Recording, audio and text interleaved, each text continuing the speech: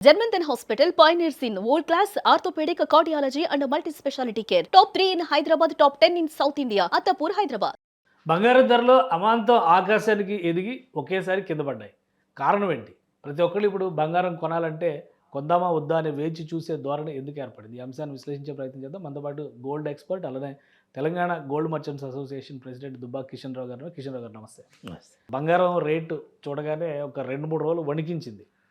2,00,000 వెళ్ళిపోతుంది, మార్చికి 3,00,000కి వెళ్ళిపోతుంది అని అందరూ అనుకున్నారు. ఇప్పుడు అమాంతం కిందకి వచ్చేసింది. ఏంటి అసలు ఈ ట్రెండ్‌ని ఎప్పుడూ చూడలేదు. ఈ ట్రెండ్‌లో కొనొచ్చా? కొనకూడదా? పెరగడానికి మాత్రం సెవరల్ కారణాలున్నాయి. అయితే విశ్లేషకులు చెప్పేదేంటంటే, బంగారం మీదనే షేర్ మార్కెట్ కూడా డోల్డ్రమ్స్‌లో ఉంది. ఇంటర్నేషనల్‌గా కూడా సంబంధాలు ఒక కంట్రీకి సంబంధాలు సరిగా లేవు. మన అదృష్టానికి, మన మోడీ అదృష్టానికి జర్మన్ ఛాన్సలర్ వచ్చిపోయాడు. యూరోపియన్ యూనియన్ ఛాన్సలర్ కూడా వచ్చిపోయింది. వాళ్ళతో రిపబ్లిక్ డే పీరియడ్లో మనతో ఉన్నారు. సో అమికబుల్ సెటిల్ అవ్వడం వల్ల ట్రంప్కు కొద్దిగా షాక్ అయిపోయింది. అమెరికన్ మార్కెట్లో కూడా అతనికి కొంచెం ఇప్పుడు అన్ని అవకతవకలు అవడము, కొంతమందిని గవర్నమెంట్ ఎంప్లాయీస్ను రిటర్న్ చేయడము అనేది చాలా పెద్ద ఇష్యూ. దానివల్ల కూడా ఇప్పుడు యుఎస్లో డాలరు పటిష్టత కోల్పోతుంది. బంగారము ధర తగ్గడానికి కూడా ఒక మేజర్ కారణం. అంటే ఓన్లీ అంతర్జాతీయ వ్యవహారాలే దీనికి కారణం అనుకోవాలా? మన దేశంలో కానీ దేశీయ మార్కెట్ల వ్యవహారాలు కానీ వీటి ఎఫెక్ట్ ఏం లేదు? అస్సలే ఉండదండి. ఏషియన్ మార్కెట్ మీద అసలే ఎఫెక్ట్ ఉండదు. యూరోపియన్ మార్కెటు, అమెరికన్ మార్కెటే గోల్డ్కు డాలర్ ఔన్స్ రేటు 31.1 గ్రామ్ ఒకటి ఔన్స్ అంటారనమాట. దాని రేటుని విధానానికి తీసుకుంటాం. దాన్నే మనము కన్వర్షన్ చేస్తాము. ఇప్పుడు 5,600 ఏదో ఒక ఔన్స్ ఉంది. 31.1 దాన్ని into 91 rupees divided by 1 gram or 10 మనకి ఎంత కావాలో దాంట్లో ఆ నిష్పత్తిలో చేసుకుని నడుస్తుంటుంది అనమాట. ఒకవేళ ఔన్స్ రేట్ పెరిగిందంటే గోల్డ్ రేట్, ఔన్స్ రేట్ పడిపోయిందంటే గోల్డ్ రేట్ తగ్గుతుంది అనమాట. అదొకటే విధానం. కానీ అంటే మనం బడ్జెట్ ప్రజెంట్ చేసిన తర్వాత ఇమీడియట్గా స్టాక్ మార్కెట్ కుప్పకూలిపోయింది. అవును, ఆల్ టైమ్ లో అని చెప్పని అంటున్నారు. స్టాక్ మార్కెట్ పడిపోయిందంటే బంగారం రేట్లు కొంచెం పెరుగుతాయని చెప్పని అందరం, కానీ బంగారం రేట్లు కూడా పడిపోయినాయి. బంగారు రేటు పడిపోయిందని కారణం ఏంటంటే ఆల్రెడీ పెరిగి ఉండింది కాబట్టి మళ్ళీ దాన్ని చూడలేదు. Plus government of India gold సిల్వర్ను టచ్ చేయలేదు. ఆల్రెడీ వాళ్ళు లాస్ట్ ఇయరే 15% నుంచి 6% తీసుకొచ్చారు. అంటే 9% బెనిఫిట్ ఇచ్చారు. ఇంకా ఫర్దర్గా ఇచ్చే ఛాన్స్ లేదు గవర్నమెంట్ ఆఫ్ ఇండియాకు. చాలా తక్కువ డ్యూటీలో బంగారం వెండి ఉంది. అందువల్ల కూడా దాన్ని ముట్టలేదు గవర్నమెంట్. కాకపోతే ఆల్రెడీ పెరిగిన ఎక్కువ ఉంది కాబట్టి తగ్గాల్సి వచ్చింది అనమాట.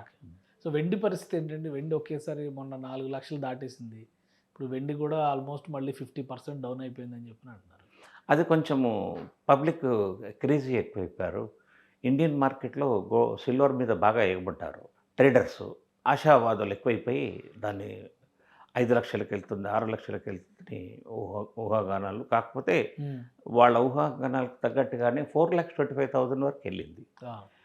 కారణాలు ఏంటంటే, ఈ సిల్వర్ అనేది ఈవీ కార్లకు బ్యాటరీస్కు రిక్వైర్మెంట్ ఉంటుంది, మరి సోలార్ ప్యానెల్స్ ఉంటుంది, కంప్యూటర్ చిప్స్లో వాడతారు. టెస్లా లాంటి బిగ్ మ్యాగ్నెట్ సిల్వర్ బాగా కొంటున్నాడని తెలిసిందనమాట. ఎందుకంటే ఈ బ్యాటరీల పర్పస్ గురించి అతని దగ్గర అంతా ఎలక్ట్రిక్ కార్స్ కాబట్టి ఇవన్నీ ఊహాగానాలకు పెరిగింది. అయితే అంతా పెరగాల్సిన అవసరం లేదు. ఏదైతే వాళ్ళు మనమంతా భయపడ్డామో లేదు.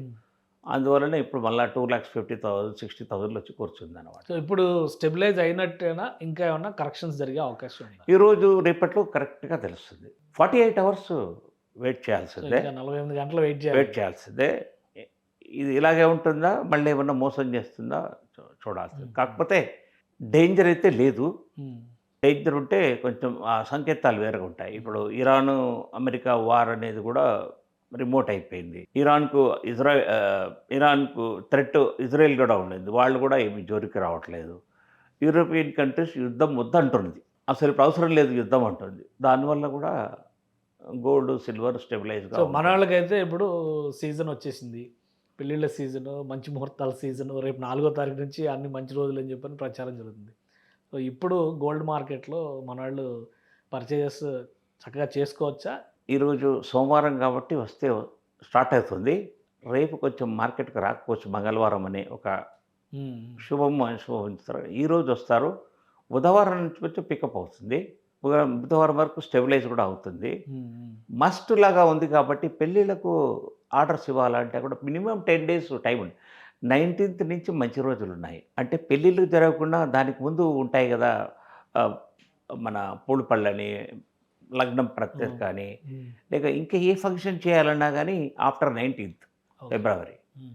సో, మార్చ్‌లో జోరుగా ఉంటాయి పెళ్ళిళ్ళు. ఓకే. ఓకే. దానివల్ల సో అప్పుడు మళ్ళీ ట్రెండ్ సెట్ అయ్యే అవకాశం. చెప్పడం. రైట్. థ్యాంక్ యూ సార్ విశ్లేషణ అందించినందుకు. ఇది బంగారం రేట్లు కరెక్షన్ జరగడానికి ఇంకా 48 గంటలు అబ్జర్వ్ చేయాల్సినటువంటి సమయం ఉంది. అలానే అంతర్జాతీయ వ్యవహారాలే దీనిపైన ఎక్కువ ప్రభావం చూపుతున్నాయి. లోకల్ మార్కెట్ కంటే ఇంటర్నేషనల్ మార్కెట్‌లో వచ్చే పరిణామాలు బంగారం ధరలు నిర్ణయిస్తాయని కిషన్ రావు గారు చెప్తున్నారు. ఇది స్పెషల్ డిస్కషన్. Keep watching.